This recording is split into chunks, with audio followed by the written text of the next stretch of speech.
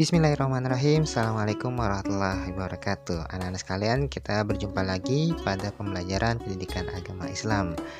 Semoga kalian semuanya dalam kondisi baik dan sehat selalu. Iya, pada kesempatan ini kita akan belajar tentang iman kepada Allah Subhanahu wa Ta'ala. Apakah kalian sudah paham apa yang dimaksud dengan iman kepada Allah? Apa iman itu? Ya, iman adalah percaya bahwa Allah Subhanahu wa Ta'ala adalah Tuhan dan sesembahan kita semua. Allah lah yang menciptakan kita, dan karenanya kita wajib menyembah dan taat patuh kepada Allah Subhanahu wa Ta'ala. Kita beriman kepada Allah dan kita yakin bahwa Allah itu ada. Kita yakin bahwa Allah itu ada bisa dengan banyak cara. Di antaranya adalah melalui pengamatan terhadap segala yang Allah ciptakan. Coba perhatikan, kamu, ayah, ibu, kakak, adik, serta orang-orang yang ada di sekitar kamu. Begitu juga dengan tumbuhan yang kamu lihat di luar rumah kamu. Dan juga dengan begitu banyak hewan yang ada di dunia ini. Semuanya adalah ciptaan Allah.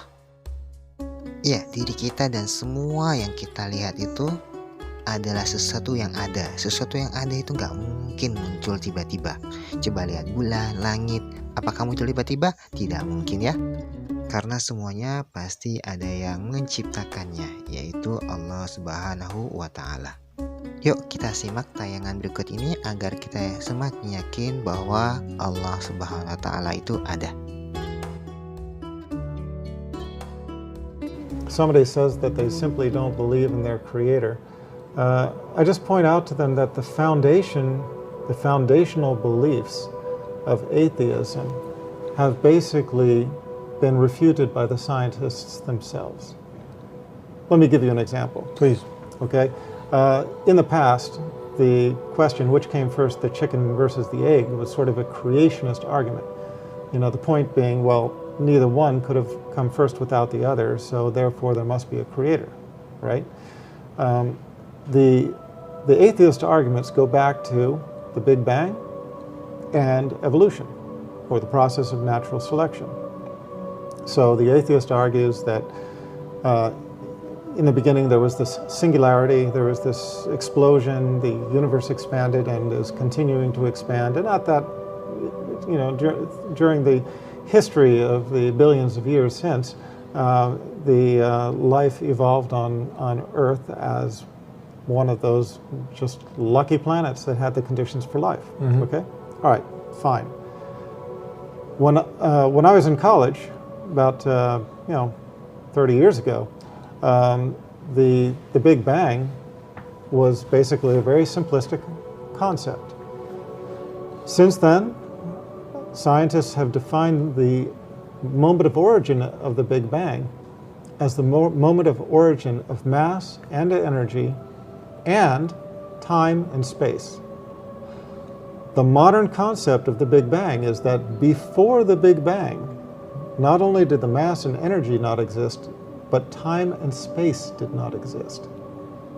So the scientists themselves have now basically shown that before the Big Bang, I mean, this is their belief. This is what they argue. Before the Big Bang, nothing existed. Not mass, not energy, not time, not space, which means instead of asking the chicken and the egg argument, which came first, the chicken or the egg, you have to ask which came first, mind versus matter. Right? Mm-hmm. Think about it. Everything around us is matter and energy. The scientists are now telling us not only did the matter and energy not exist before the Big Bang, but neither did space and neither did time. So where did all of this come from?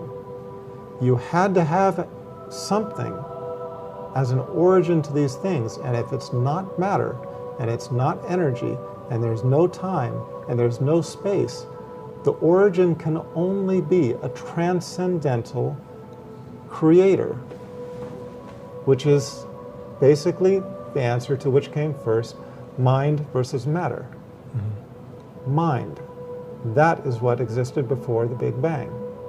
And it's interesting because in our religion, We are told that Allah brought this universe into existence through His word of creation. Kul, be, a command. This is a command of intelligence, a command of mind. So the scientists themselves have basically brought their analysis of the Big Bang back to the point where they have painted themselves into the corner, where the only thing that could exist before the Big Bang is a creator with the mind, the transcendental ability to will something into existence. And what religion gives us that? Islam. Islam is the religion that describes exactly that form of creator. Selain mengenali keberadaan Allah melalui segala ciptaannya, kita juga bisa mengenali keberadaan Allah Subhanahu wa Ta'ala melalui Asmaul Husna. Asmaul Husna adalah nama-nama Allah yang indah. Di kesempatan ini kita belajar 3 nama Allah yang indah, yaitu Al-Basir, kemudian Al-Adil, dan Al-Azim. Kita mulai yang pertama, Al-Basir. Al-Basir berasal dari kata basoro, yang artinya melihat. Al-Basir berarti Allah Maha Melihat. Apa yang Allah lihat? Allah melihat segala sesuatu, baik yang tampak maupun yang tidak tampak. Tidak seperti makhluk ya, kita tidak bisa melihat segala sesuatu, penglihatan kita terbatas. Nah, tapi Allah tidak ada satupun kejadian yang luput dari penglihatan Allah Subhanahu wa Ta'ala. Di dalam Al-Quran surat Al-Mu'min surat ke-40 ayat 20 disebutkan, A'udzubillahi minasyaitonirrajim, Innallaha huwas sami'ul basir.